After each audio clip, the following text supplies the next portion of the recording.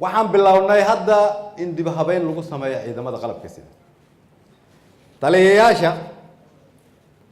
waxaan ka codsanay in askari walba la diiwaan geliyo mushaarkiisa markii suulka gacanta loo saaray kadib loogu rido bangiga si toos ah askari walba oo la diiwaan geliyeyna inuu ahaado askari jooga meeshii loogu talagalay inuu ka shaqeeyo waxaan rabaa askari walba oo Soomaaliyeed oo imaqlaaya inuu maqlo dib habeynta aan ku bilownay ciidamada in lagu sameeyo shaqaalaha waa lagu soo sameeyay sababta aan ciidamada ugu sameynayna waxay tahay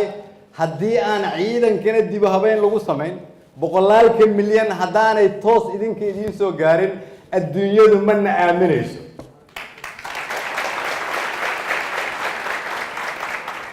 waxaan rabaa marka inaan u sheego askari walba oo Soomaaliyeed oo taagan qoraxda ama taagan meesha banaanka furunta oo dagaalamaya hadda inay annaga waajib nagu tahay bishu marka ay dhamaato xuquuqdiisa inuu helo laakiin waxaan la aqbalayn inaad xuquuq ka qaadato dawladda Soomaaliya oo aad hotel waardiye ka tahay ama adeerka aad waardiyeyso ama beel lagu soo qoray ama kan email ay jirto dhaqankaas uu ka soo dhamaaday inta aniga dalkan ra'iisul wasaarahan ka ah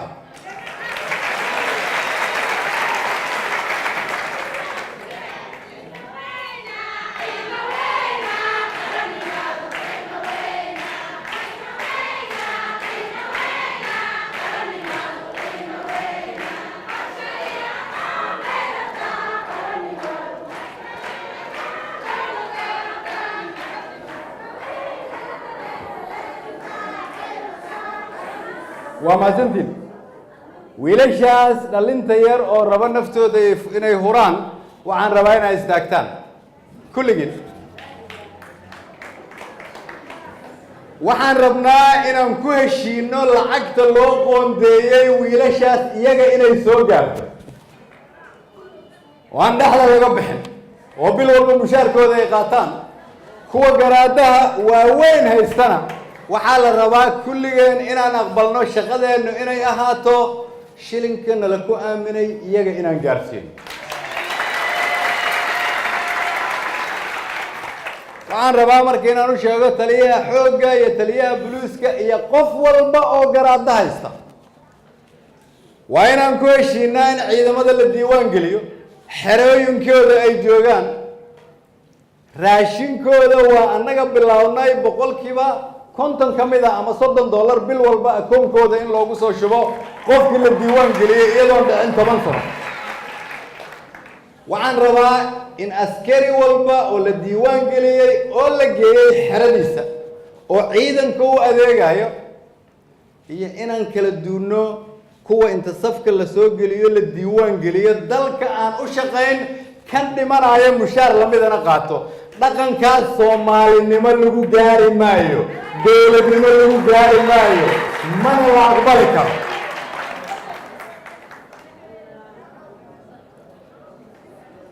ma khalad baa intaasi inaan isu sheegno ma khalad baa intaas la idin sheego indha qarshe iyo Bashiir waxaan ka rabaa askari walba oo diiwaan galshan ودلك هو أذيعا يا مشار كيسة راشين كيسة إيجا دريال كيسة إني أنا يقولي ماذا لكن دولة الصوماليات معهن مشروع عيرتا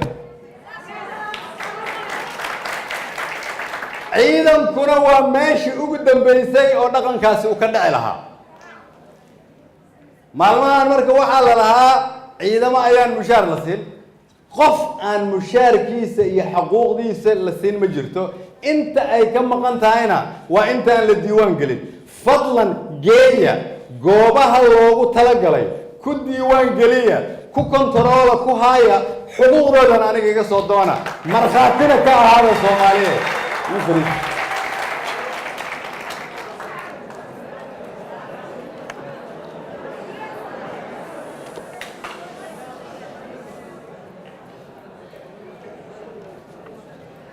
dhaqanka siyaasadeed oo dalka ka jira waxaa kaloo ka mid ah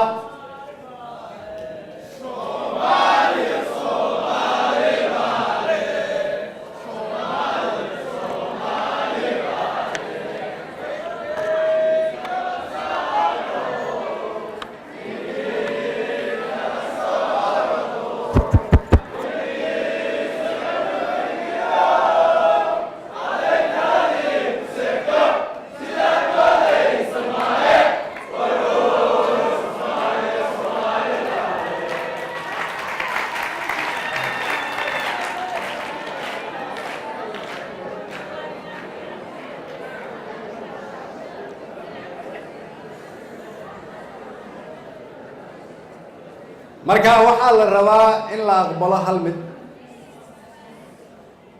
maalintii madaxweynaha la doortay ilaa hadda fariinteennu waxay ahayd isbeddel dalka in lagu sameeyo waxaa kaloo ahayd isbeddelku waa xanuun isbeddelku waa inuu dhibo qof u malaynayay isaga inuu u wanaagsanaa isbeddelku waa inuu dhibo qof aan rabin in wax isbeddelaan sida keliya ee dhallinyaradaas askarta iyo gabdhahan Soomaaliyeed oo mustaqbalka raadinaya ay horumar ku gaari karaan dunida inteeda kalena ay kula tartami karaan waxa ay tahay in la aqbalo in dhaqankii hore oo siyaasadeed laga gudbo in dhaqankii hore ee maamul laga gudbo in dhaqankii hore oo shaqo oo fadhi ku dirir ku salaysnaa shaqo dhab ah lagu bedelo in dhaqankii hore ee madaxda iyo shaqaaluhu aanay run isu sheegayn lagu bedelo in runta la isu sheego ugu dambeyn waxay tahay macnaheedu qof walba oo kursi ku fadhiya mid ciidan iyo mid culumo iyo mid bulsheereed iyo mid madaxweyne iyo mid wasiir iyo mid ra'iisul wasaare kulligeen bulshadu waxay nagula xisaabtamaysaa sanadkii labadii ama saddexdii sano aad joogtay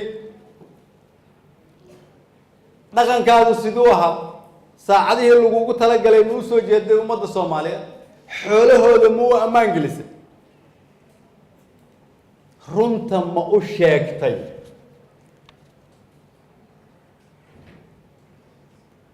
waa muhiim marka si wax loo bedelo in runta la isu sheego in wax la isu qariyo ma ciidamada madaxdeeda ayaa laga rabaa inay wiilashaas mustaqbal u sameeyaan annagana waxaana la ka rabaa dhaqaalaha ay noo dhiibteen dadka Soomaaliyeed oo ammaanada nagu ah inaan soo gaarsiino waa inuu jiraan nidaam shilinkii qasnada dawladda soo gala aan ku ogaanayno meesha uu tagayo ugu dambeyntii macnaheedu waxay tahay waa la dhibtoonayaa laakiin dhibka waxaa looga bixi doonaa marka isbeddelka dhabta oo aan raadinayno u dhaco waa maxay isbeddelka kale oo aan rabno inaan dalka ka hirgelino waan idin sheegay in dhaqaalihiinni meel fiican idin marayo in dhaqaalihii uu soo galay ciidamada in dib u habeyn lagu sameeyo waan idin sheegayaa inta beenta ku diiwaan gashaneedna bannaanka laga dhigaya inta gabowday oo xuquuq ku lehna hay'ad kale la gelinaya xaqoodana waa la siinaya inta shaqayn kartana ciidan bay u diiwaan gashanaanayaan laakiin ciidan macnaheedu mar damba ma ahan shaqo leexsan iyo email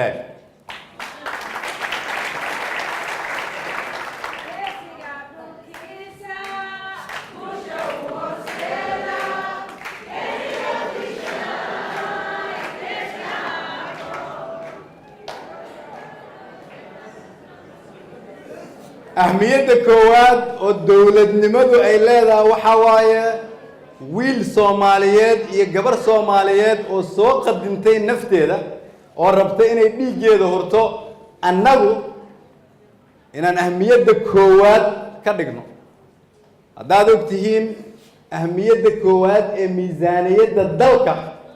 waxay tahay bishii marka ay dhammaato inay ahmiyadda koowaad leeyihiin mushaarka ciidamada iyo raashinka ciidamada laakiin isla xisaabtanku waa laba jid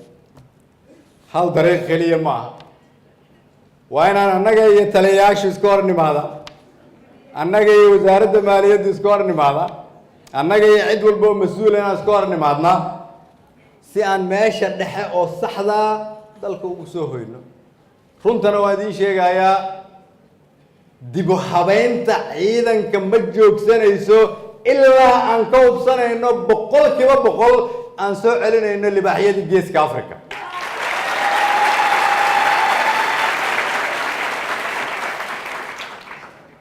waa maxay isbeddelka dalka ku socda orod tag isbitaal banaadir ee ka doono adeeg lacag la'aan orod tag isbitaal martiini ee ka raadso adeeg lacag la'aan